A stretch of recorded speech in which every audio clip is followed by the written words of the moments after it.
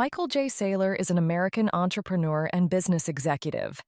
He is the executive chairman and co-founder of MicroStrategy, a company that provides business intelligence, mobile software, and cloud-based services. Saylor is a Bitcoin advocate, and under Saylor MicroStrategy has spent billions of dollars to purchase over 100,000 Bitcoins. Michael Saylor's current estimated net worth as of 2024 is $8.5 billion. Check out this video and make sure to like, subscribe, and share. Thank you for watching. I have said before, and I would repeat it again, if it's not going to zero, it's going to 1 million. It's either nothing, right? If it's nothing, then it's getting scrubbed out and banned. And of course, we now know that it's not getting banned, right? There's no way that Fidelity, Citadel, BlackRock, Charles Schwab, Deutsche Bank, Credit Agricole, Banco Santander all decide they're interested in this, right? They're not endorsing a tulip bulb, right? So once you go from 0 to 1, then the question is, okay, well, it's an asset class. If it's not going away, then what's it worth? Well, it's worth 1% of the assets in the world. So 1% drives it up by a factor of 10 to 20, right? Once you get to a 1% exposure. The recognition as an asset class is a big deal. The availability of a spot ETF is a big deal. The normalization of accounting via fair value accounting, which is the FASB initiative, it's another big deal. And then the halving is a big deal. So those are 4 pretty serious milestones that we're staring at right now. And I think Wall Street and the general community is kind of just internalizing this all in a short period of time. And that's why the bullish outlook.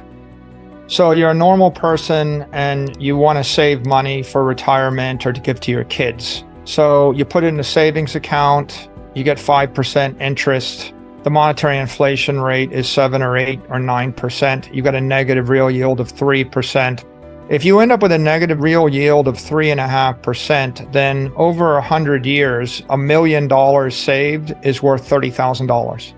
Okay. And so for the average person, saving money in bonds with a 3.5% or 4% interest rate when the currency expands at 7 or 8, that's a losing proposition. You lose 97% of your wealth over the course of 3 generations. So clearly bonds, they don't work, right? And savings accounts don't work. So the next question is, do I just put all my excess money in the S&P index?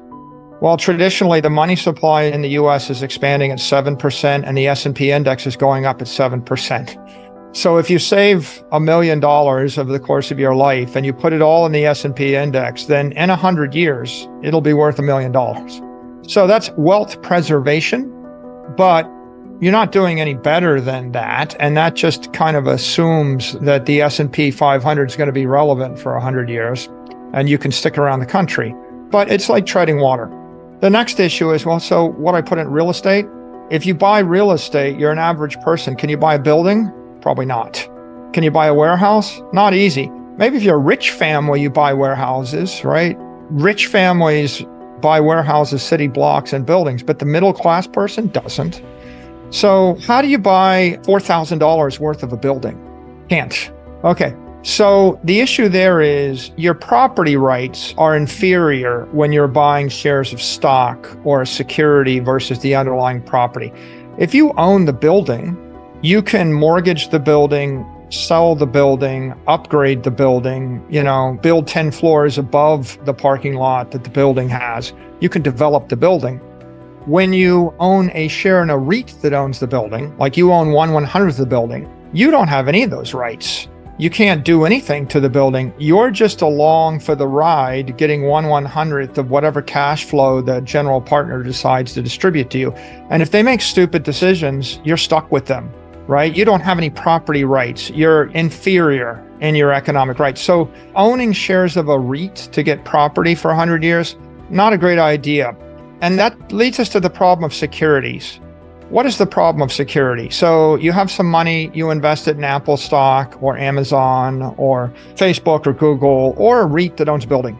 The dilutive problem with securities is there are risk factors. First of all, there's a management team. They're going to take 1% every year. They're not doing it for free. they're charging you to manage the company or the building, right? And if you're lucky, that's only 1%. You want to see that in action? Just go look at any ETF. The ETFs charge 90 basis points. If you want to put money into a Bitcoin, BITO or whatever, they'll charge you 90 basis points just as the management fee. So about 1%. What's the cost of 1% over the course of a lifetime? An infinite duration asset, you would basically multiply it by 20, 25. So it means that when I charge you 1% to manage your $1 million, I'm taking 20% of your money, okay? I'm taking 20% of all your wealth to charge you 1%. So that's only the first problem. It turns out that when you run a company, you also have the risk of labor, right? Your company may unionize. So you've got labor expenses. And what happens to the equity value when the company unionizes? Well, the union just takes all the profits. And the equity values of those companies start to trend towards zero. So labor is another risk. The third risk is your competitors, right? Your competitor may come up with a better product and you end up like Yahoo squeezed out or AOL squeezed out by Google. Well, then your stock's going to zero, right? I mean, how many companies actually had a competitor? Xerox, Kodak, world's full of great companies. Where are they today? They end up getting squeezed by competition. The fourth issue is technology. You may just get obsolesced, right? Maybe you own natural gas fields or oil fields and someone creates nuclear power plants and they don't need your oil anymore. Or maybe you sell the world's greatest chemical cameras and people don't need cameras anymore. They have digital cameras. There's always that kind of risk from technology. And then there's execution. Maybe you just don't ship the iPhone 47 to be that good, right? Maybe the iPhone 13 is good and the iPhone 15 is not good, right? And the world's full of examples of that, like Firestone tires or something, and I ship a tire and the tire blows out, and now people stop buying my tire. Or New Coke. Remember New Coke is a product launch that didn't work out well. So when you're investing in a company, you're not just getting a pure investment. You're actually getting an investment in an asset, but you're getting hammered and diluted by force majeure, by bad weather. You might get a war. You might get a tariff or a trade war. Like we just decided to put a tariff of 20% on all Chinese imports. Oops. If you had a factory in China, what happened there? And then maybe you get a real war where someone just impounds your ship or blows up your factory. That happens too. We have real wars all the time. So what's the return on the S&P index? 7% a year. What's the monetary inflation rate? 7%. What's really happening? Well, all these companies, they're just barely holding their wealth. And so what would happen if I got rid of all those risks? What if I could buy a product that was never going to obsolesce, that's good for 1 million years? What if there was no management team and they work for free, right? What if the product is run by computer programs that don't charge a fee? What if there's no labor? What if it's a digital product, so there is no chance to block it via a trade war or destroy it via real war? What if it was an indestructible, immortal, incorruptible product? When you buy a Bitcoin, you're buying 1/21 millionth of all the money on the network, or all the money in the world that's ever going to be on that network. Okay, so would you want to own 1/21 millionth of all the money in the world in 10 years, 20 years, 100 years, 1,000 years, 10,000 years? The product's not obsolescing. It's 1/21 millionth of everything. You see, the iPhone will obsolesce. One day you'll be using Apple Vision, or maybe they'll put a telepathic implant in your brain and you won't need phones and you won't need goggles. Maybe you won't need televisions. Those things can obsolesce, but will you want 1/21 millionth of all the energy in the human race? Probably. Like the whole point of pure energy, right? Einstein said, energy can neither be destroyed nor created. You can just transform it, right? It's a pure idea, and it's an idea that doesn't have competition because of the Immaculate Conception. There's one Bitcoin, there's one network that was created by a nameless, anonymous figure, Satoshi, and Satoshi gifted 1 million coins to the universe, never ran an ICO, never kept anything from a pre-mine, and the network now is just owned by the people. So how do you actually compete with that? It's hard to see how you compete with a pure thing like that. So it's a digital monopoly with no labor risk, no war risk, no product risk, no execution risk. Now, there is execution risk that takes place. So you have to set up Bitcoin miners. And if you set up a Bitcoin miner in China and they shut down Bitcoin mining, the miners lose money. but you don't lose money as the holder, right? So it's like the perfect monetary franchise. All of the work to improve Bitcoin is done by the miners, by the Bitcoin device builders, by the Bitcoin banks, right? BlockFi and Celsius can fail, but if you're holding Bitcoin in cold storage, you don't fail, right? The hardware company can fail, but you don't fail. And so if you study business, let's take McDonald's. McDonald's is a great business, but the reason they're a great business is so they don't really take that much risk. All the franchises take the risk. And so it's possible for every restaurant to lose money in the McDonald's chain, and the McDonald's Corporation still makes money because they've laid off that risk downstream. Other people risk their capital. So Bitcoin is kind of like this viral ultimate banking monetary franchise where banks will take risk, miners will take risk, individuals will take risk, companies will take risk. When the risks pay off, the Bitcoin holders benefit. And when the risks don't pay off, the people that took the risk pay the price, but the Bitcoin just continues. It's very anti-fragile. So coming back to your question, right? How's the middle class family benefit from this? Well, Bitcoin represents pure digital property, global property. It doesn't have the dilutive elements of a security. It doesn't have the dilutive elements of a currency or a credit instrument or debt instrument. It doesn't have the dilutive elements of property, right? You want to buy a second apartment in Airbnb? Okay, well, fine. Someone may move into it and trash it. You may have a renter that doesn't pay the bill. You may get rent controlled by the city. You may actually have a tornado hit it and trash it. You'll probably get a property tax on it from the city, maybe from the county, maybe from the state, maybe from the government. If you ever have to leave, you can't take it with you. And at some point in 100 years, the thing is probably going to have to be completely rebuilt and renovated to be usable again. So property is not a great long-term store of value. Credit's not a great long-term store of value. They're not scalable. You can't buy $437 of an Airbnb apartment every 2 weeks. So Bitcoin offers you apex global property.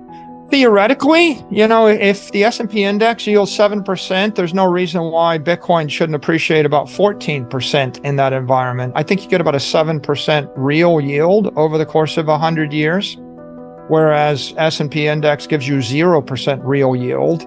The best you can theoretically do with real estate property is maybe a 2% real yield if you're just really good at it. But there are just so many risks. Will your grandson or granddaughter be able to run the family property portfolio no matter what country they live in? And are you sure that any of 10,000 politicians aren't going to pass a law to destroy your property values sometime in the next 100 years? Think back from 1900 to the year 2000, and now imagine that you own a bar of gold in the bank in your city. What's the likelihood that you still have it 100 years later? Imagine you have a building in a major city in the world. Imagine you still have it 100 years later. Would you want to own a building in Russia, in Moscow, in Kiev, in Tokyo, in London, in Paris, in New York? Where would you want to own the building? Where would you want to own the bar of gold? It turns out that everywhere in the world, the gold got seized. Maybe you might have got by in Zurich, Switzerland, but everywhere else you lost all your money. Every bank failed, every currency failed. So your best bet is maybe you own property that they can't make more of. If you're lucky enough to own, if you owned a piece of property on the Gold Coast of Florida for 100 years, it went from $100,000 to $50 million. Good, but the property taxes on it probably offset the capital gain from it if it was residential. So the only way you could have actually made money owning property is if you own commercial real estate and you generated a rent on it in excess of the taxes and the insurance and the depreciation and the maintenance. It's not easy to do that everywhere in the world. So Bitcoin represents property rights, or the right to purchase perfect property that is maintainable, right? It's low cost to maintain. It's indestructible. The rain doesn't melt it, tornadoes don't destroy it, and it's scalable. You can buy it with your weekly paycheck. So it's liquid. You can sell it. Try selling 1/100th of a building. Not so easy. You want to mortgage the building? A building in Kansas City, you could mortgage to a bank that deals in Kansas City real estate. But if you're Turkish and you have a building in Istanbul, there's only just a small number of banks in the world that give you a mortgage on that. The mortgage will be in lira. The lira is losing 30 to 40% of its value a year. You got a problem. So Bitcoin represents global digital property. You can take it anywhere on earth. You can hold it for 100 years. In theory, you can hold it for 1,000 years. So you can take a very long view. And how many banks will want your Bitcoin? Well, you see what's going on right now is there's a French bank that wants to custody Bitcoin. There's a German bank that wants to custody Bitcoin. There's a Singapore bank that wants to custody Bitcoin. The banks in the UAE are getting into the business. The banks in Spain are getting into the business. The banks in the US are getting into the business, right? And on the other hand, none of those banks want to give you a mortgage on your house in Arkansas. Only a local bank in Arkansas is going to get into that, right? So Bitcoin represents a pure economic asset. It doesn't have the liabilities that come with securities and other forms of property and other commodities. And it's simple, and that's why it appeals to the middle class. I don't have a better solution for you if you're a working person on a salary and you want to take control of your own economic destiny.